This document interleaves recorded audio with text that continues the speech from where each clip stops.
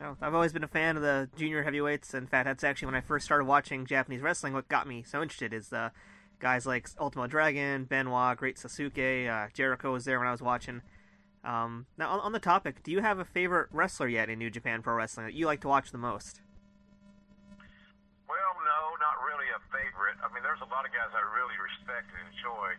You know, I hope that Tanahashi, the matches we have with Tanahashi were before he got his shoulder injured, so he'll be at his best in that. But I hope that he gets healthy because he's really he's kind of like New Japan's John Cena in the sense that he's kind of pulled the brand together and lifted it up when it needed it. And but I like his work a great deal.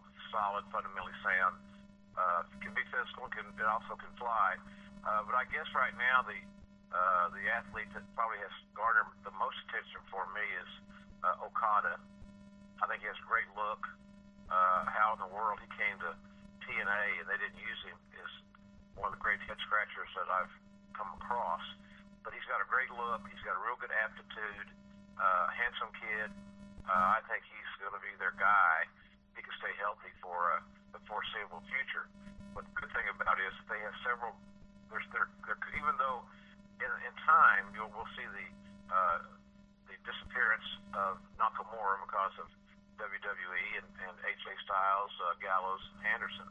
I just don't think that there's going to be a great big drop off because there's a lot of good talent in New Japan, and as the old expression goes, you learn one of your first weeks in the wrestling business, when one door closes for an athlete because of injury or leaving, defection, whatever, it just opens the door for somebody else. So there's some key spots on top where great money awaits for a couple of guys, at least, that fill the spots of AJ and Nakamura. So they're in good shape, I think, and I'm excited about their future because their dojo is so thorough. They kick out some good kids, and they waiting on Scott Hall's son Cody to get more involved, and Finley's son David is going to be a player.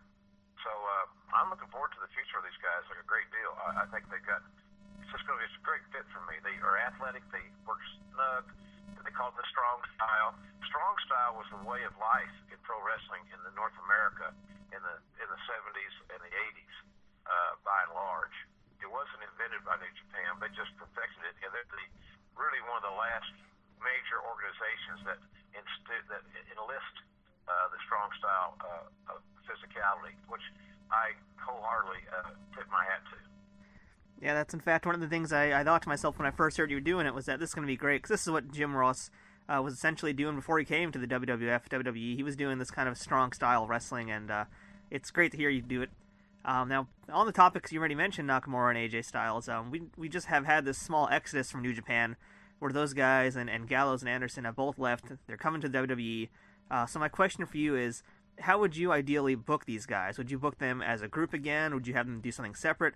What do you think they can do in WWE, and what do you think that WWE should do with these gentlemen? Oh, two tough questions. I'm not so sure. I wouldn't. I'd keep probably Gallows and Anderson together as a team to get them involved in the tag team chase. I would leave AJ and Nakamura as singles. Let them build their own fan base, which I think would be quite easy to do.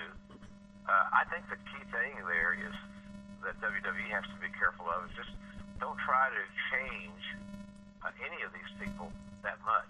They're all good, and they all are solid. I mean, I've seen them work, and I've seen a lot of matches in my time. Not that I'm an expert, but certainly I got a good feel, I think, for what I like.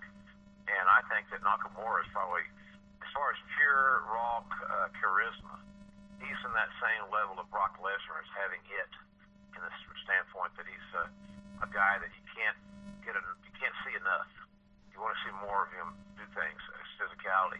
And the other thing about Nakamura is that he can speak fairly good English, and I don't think that's going to be an issue. I just hope that WWE doesn't stereotype him, i.e. he's not the Great Muta, he's not going to paint his face, he's not going to spit green mist, he's not going to throw salt.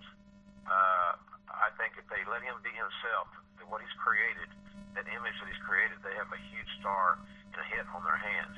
Same thing for AJ. AJ can't be pigeonholed as he's a good hand, but he's just awfully small. I think fans have already forgotten height and his weight, because he is extraordinary in the ring. So I guess the bottom line is that if WWE just doesn't try to change these guys wholeheartedly, we can always improve. I'd like to think I have yet to call my best match in pro wrestling, but therefore I work every show to get better than the last show.